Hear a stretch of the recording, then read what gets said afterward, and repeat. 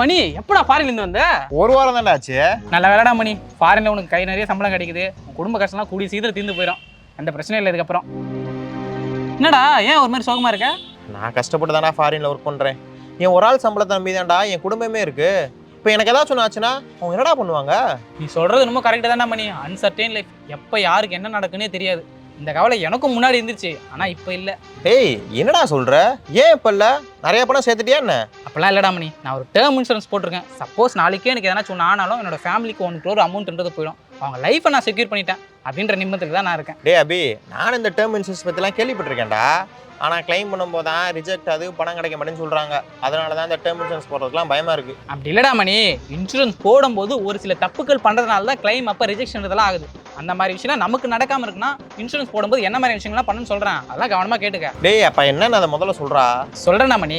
இதில் ஃபஸ்ட்டு வந்து என்னன்னா ஃபால்ஸ் இன்ஃபர்மேஷன் கொடுக்குது. அதாவது இன்சூரன்ஸ் போடும்போது வந்து அவங்க கேட்குற கேள்விகள்லாம் வந்து பார்த்தீங்கன்னா நம்ம தப்பான பதில் சொல்லுது. இப்போ வந்து நான் ட்ரிங்கிங் ஹேபிட்ஸ் இருக்கா, உனக்கு ஸ்மோக்கிங் ஹேபிட்ஸ் இருக்கா அப்படின்னு சொல்லி கேட்பாங்க.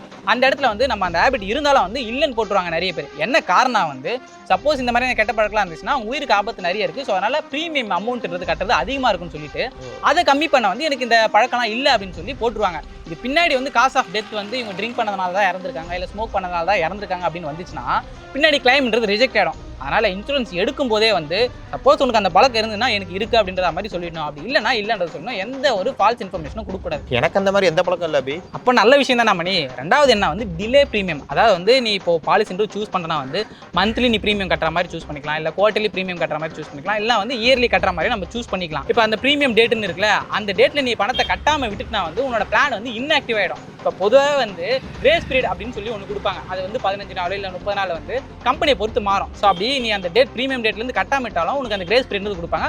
அதுக்குள்ளே நம்ம திருப்பி அந்த ப்ரீமியம் அமௌண்ட்டை கட்டணும். சப்போஸ் நீ அப்படி கட்டாமல் விட்டுட்டு அந்த கிரேஸ் பீரியட் தாண்டி போயிட்டுனா வந்து உன்னோட பிளான்ன்றது இன்ஆக்டிவேட் ஆகிடும். இப்போ அந்த மாதிரி சமயத்தில் நம்ம வந்து ஏதோ ஒன்று ஆயிடுச்சு, அதுக்கப்புறம் கிளைம் போனால் வந்து ரிஜெக்ட் பண்ணுவாங்க. ஸோ அதனால் வந்து இந்த டிலே ப்ரீமியம்லாம் எல்லாமே கரெக்டாக கட்டணும். இப்போ என்ன கேட்டனா வந்து மந்த்லியோ இல்லை குவார்ட்டர்லி ப்ரீமியம் கட்டுறதை விட நம்ம இயர்லி ஒன்ஸ் கட்டுறது தான் பெஸ்ட்டுன்னு சொல்லுவேன். இப்போ மந்த்லி கட்டுறோம், திடீர்னு ஏதாச்சும் ஒரு மாதம் நமக்கு பணம் நெருக்கடி ஆயிடுச்சுன்னா கட்டுறது ரொம்பவே கஷ்டமாயிடும். ஸோ அதனால் இயர்லி ஒன்ஸ் கட்டினா நம்ம ஒரே வாட்டி தான் கட்டுவோம். ஸோ பெருசாக ரிஸ்க்ன்றது இருக்காது, நம்ம வந்து தவற விடுறதில்ல. சரி ராபி, அப்போ நான் இன்சூரன்ஸ் போட்டால் இயர்லி பண்ணி சூஸ் பண்ணிக்கிறேன். சூப்பரா மணி. அடுத்த விஷயம் என்னன்னா வந்து மெடிக்கல் டெஸ்ட். ஸோ இதுக்கு நம்ம ஏதாச்சும் பணம் செலவு பண்ணமான்னு கேட்டால் அப்பெல்லாம் எதுவுமே கிடையாது.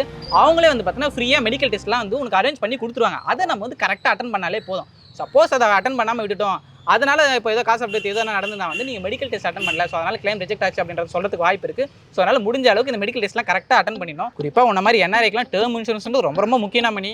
ஓ சரி ராபி, என்ன மாதிரி என்ஆர்ஐக்கு ஏன் டேர்ம் இன்சூரன்ஸ் ரொம்ப முக்கியம் சொல்கிறேன்? அது ஏன்னா மணி, பொதுவாக என்ஆர்ஐலாம் வந்து ஃபாரினில் ஒர்க் பண்ணுவாங்க. அவங்களோட ஃபேமிலி எல்லாமே வந்து பார்த்தீங்கன்னா இந்தியாவில் இருக்கும். ஸோ அவங்க சம்பாதிக்கிற பணத்தை எல்லாமே வந்து பார்த்தீங்கன்னா ப்ராப்பர்ட்டியில் இன்வெஸ்ட் பண்ணுறது, லோனில் இன்வெஸ்ட் பண்ணுறது, பிஸ்னஸில் இன்வெஸ்ட் பண்ணுறது சொல்லி இதுக்குன்னே ஒதுக்கிடுவாங்க. சப்போஸ் ஏதாச்சும் ஒரு எமர்ஜென்சி வந்ததுன்னா வீட்டில் ரொம்பவே கஷ்டமாயிடும். ஸோ அந்த மாதிரி எமர்ஜென்சியில் ஃபேமிலி செக்யூர் பண்ணணும்னா டேர்ம் இன்சூரன்ஸ் கண்டிப்பாக எடுக்கணும்டா. சரி ராபி, இப்போ இந்த இன்சூரன்ஸ்லாம் காஸ்ட்லியாக இருக்குமா என்ன?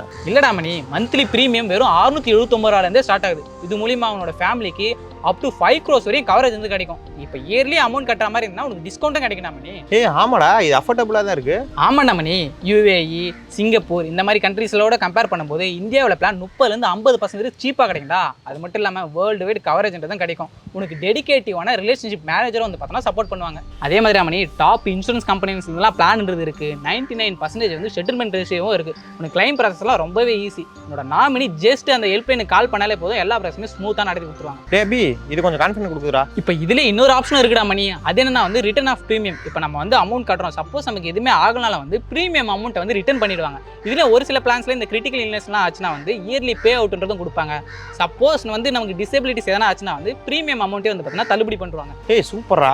இந்தியாவில் இன்னும் ஒரு அட்வான்டேஜ் இருக்குடா மணி. இப்போ 99 வயசு வரையும் உனக்கு கவரேஜ்ன்றது கிடைக்கும். ஸோ இது மூலிமா நீ ரிட்டைர்மெண்ட் ஆனாலும் வந்து உன்னோட ஃபேமிலி ரொம்பவே சேஃபாக இருக்கும். அதே மாதிரி என்ஆர்ஐலாம் வந்து ரொம்ப ஈஸியாக என்ஆர்ஐ அக்கௌண்ட்லேருந்தே வந்து பார்த்தீங்கன்னா மணியும் பே பண்ணிக்கலாம். கரெக்ட் ராபி, இதுக்கப்புறம் டிலே பண்ணக்கூடாது. ஆனால் மார்க்கெட்டில் ஏகப்பட்ட இன்சூரன்ஸ் கம்பெனி இருக்கடா, எதை கரெக்டாக பார்த்து சூஸ் பண்ணுறது? இதுக்கு ஒரு ஆப்ஷனாக தான் பாலிசி பஜார் இருக்கு மணி. உங்ககிட்ட ஏகப்பட்ட இன்சூரன்ஸ் கம்பெனிலாம் ஒரே இடத்துலேயே இருக்குது. ஸோ அதில் ரொம்ப ஈஸியாக வந்து நீ கம்பேர் பண்ணியும் பார்த்துக்கலாம். ஸோ அப்படி கம்பேர் பண்ணி பார்த்துட்டு உனக்கு எது சூட்டபுளாக இருக்கோ அதை அழகாக பார்த்து சூஸ் பண்ணிக்க. அவனோட லிங்கை வந்து டிஸ்கிரிப்ஷன்லேயும் ஃபஸ்ட் கமெண்ட்லேயும் கொடுக்குறேன், என்ன எதுவும் செக் பண்ணி பார்த்துக்க. சரிடா, அப்போ நான் இன்றைக்கே செக் பண்ணி பார்த்துட்றேன். சூப்பரா மணி. அதே மாதிரி இதில் அடுத்து பார்க்க வேண்டிய முக்கியமான ஒரு விஷயம் இருக்குது, அதான் வந்து நாமினி டீட்டெயில்ஸ். இப்போ நீ வந்து பாலிசின்றது போகிறனா வந்து நம்மளோட அப்பா அம்மா பேருன்றது கொடுப்போம். அதுக்கப்புறம் நம்ம அப்படியே பணன்றது கட்டு வந்துடுவோம். பொதுவாக அதை மறந்துடுவோம். சப்போஸ் நம்ம நாமினி கொடுத்தவங்க வந்து ஏதோ இறந்துட்டாங்க அப்படின்ற பட்சத்தில் வந்து நம்ம என்ன பண்ணால் வேற ஒரு நாமினியை கரெக்டாக மாற்றணும். இல்லை கிளைம்னு போகும்போது ஒரு சில பிரச்சனைகள்லாம் வரும். பட் கண்டிப்பாக கிடைச்சிரும். பட் இருந்தாலும் இந்த மாதிரி சிக்கல்லாம் எதுவுமே வரக்கூடாதுன்னு நினச்சினா வந்து நாமினி டீட்டெயில்ஸை ரொம்ப கரெக்டாக கொடுக்கணும். அதெல்லாம் கரெக்டாக கொடுத்துறேன்டா. கடைசியாக பார்க்க வேண்டியது என்ன வந்து டைப்ஸ் ஆஃப் டெத். இப்போ பாலிசி எடுத்துறேன், நேச்சுரலாக டெத் ஆனாலோ இல்லை வந்து டிசீஸ் வந்து யாராச்சும் இறந்து போனாலோ இல்லை ஆக்சிடென்ட் ஆனாலோ வந்து கிளைம்ன்றது பண்ணிக்கலாம். சப்போஸ் இப்படிலாம் இல்லாமல் ஏதோ ஒரு கிரிமினல் ஆக்டிவிட்டி பண்ணி இறந்துட்டேன், சட்டவிரோதமாக ஏதோ பண்ணி இறந்துட்டேன், இல்லை நீயே வந்து பார்த்தோன்னா உன் உயிரை பண்ணி வைக்கிற மாதிரி சில விஷயங்கள்லாம் பண்ணி நீ இறந்துட்ட அப்படின்ற பட்சத்தில் கிளைம்ன்றதெல்லாம் ஆகாது. ஸோ அதனால் அந்த விஷயத்தில் ரொம்ப கவனமாக பார்த்துக்கணும். சரி ராபி, அப்போ டேர்ம் இன்சூரன்ஸ் எடுக்கிறப்ப நீ சொல்கிற விஷயம்லாம் கரெக்டாக பார்த்து பண்ணிடுறேன். நல்லது ராமணி. அதே மாதிரி உங்களுக்கு தெரிஞ்ச NRI ஃப்ரெண்ட்ஸுக்கு இந்த விஷயத்தெல்லாம் ஷேர் பண்ணி அவங்களுக்கும் ரொம்பவே யூஸ்ஃபுல்லாக இருக்கும். இப்போ நீங்கள் வெளிநாட்டில் வாழ்கிற NRI இருந்தீங்கன்னா உங்களோட ஃபேமிலி நீங்கள் எங்கே இருந்து வேணாலும் செக்யூர் பண்ணலாம். இது உங்களுக்கு ரொம்பவே வந்து ஃப்ளெக்சிபிளாகவும் ரிலேபிளாகவும் இருக்கும். டாப் கம்பெனிஸை நீங்கள் ஆன்லைனில் பார்த்து ரொம்ப அழகாக சூஸ் பண்ணிக்கலாம். இப்போயே உங்களோட ஃபேமிலியோட ஃபியூச்சரை செக்யூர் பண்ணணும்னு நினச்சிங்கன்னா டிஸ்கிரிப்ஷனில் லிங்க் கொடுக்குறேன், செக் பண்ணி பாருங்க.